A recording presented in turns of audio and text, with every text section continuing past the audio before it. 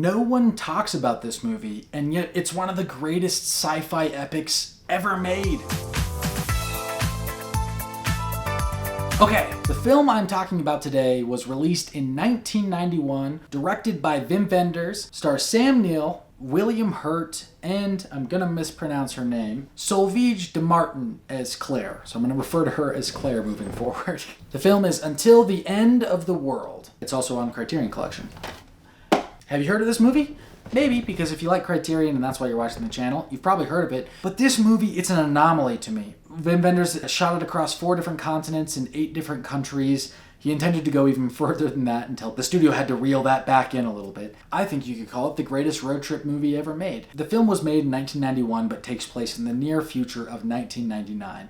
It's such a fun realization of what the digital world was going to look like. So you have like FaceTime pay phones. It's this really fun blend of changing from analog to digital and saying like, what would the future look like, but not that far in the future. So one of the big reasons I think this movie isn't as successful, there's a couple of things that go into it.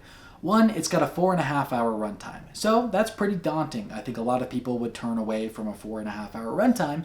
But nowadays, there's so many TV shows that are movie quality that are 6 or 8 episodes that people are happy to sit through and watch in chunks. You could watch this movie easily in chunks just like that. The other big reason to why this movie I don't think is all that well known is because it completely flopped when it came out in 1991. So the original theatrical cut of the movie was only 2.5 hours long. Nearly half of its runtime was cut out. Not to mention, the very first cut by Wim Wenders was somewhere between 8 to 10 hours, apparently. The movie dramatically was cut down to the point of 2.5 hours where it really became, in the director's words, pretty unwatchable. So the movie didn't work. It didn't receive good reviews. It didn't do well with audiences. In the early 2000s, Wim Wenders put together the 4.5-hour cut, and a few people saw screenings of that. And it wasn't until 2011 when Criterion actually put a physical media version together with the 4.5-hour cut that we even get to see a more fully realized version of this film. If you look at Wim Wenders' catalog of movies, he has Paris, Texas, Wings of Desire, Perfect Days that just recently came out. And if you look at the IMDb or Rotten Tomatoes scores of those movies, they're very high. People love them. They're critically well received.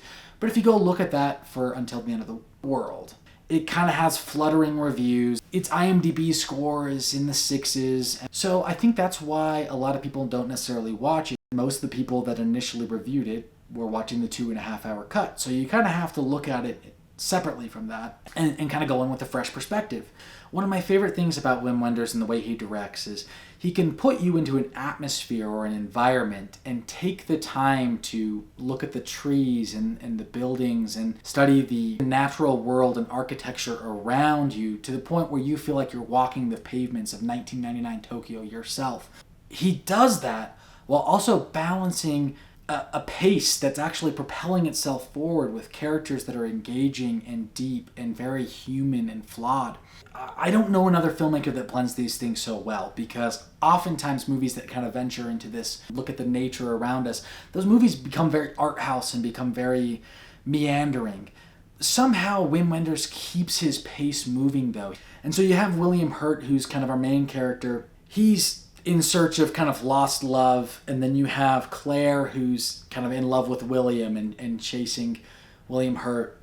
And then you have Sam Neill, who's chasing Claire. And Sam Neill is our narrator as well. So in another way, he's kind of the other end of like our main character, because his narration is carrying the film, and so it's kind of through his perspective. This bounty hunter is also chasing William Hurt, and there's like action and adventure to it, but it's about longing for love and acceptance and wanting what you don't have. But yeah, it's a fantastic movie, and I really feel like Wim Wenders, he has this way of establishing conflict or intrigue with characters, but not overdoing it. It's done in such a human and realistic, kind of naturalistic way, making it really relatable to like real life. And oftentimes movies that kind of deal with some of the themes he portrays here will have like a cynical view in the end.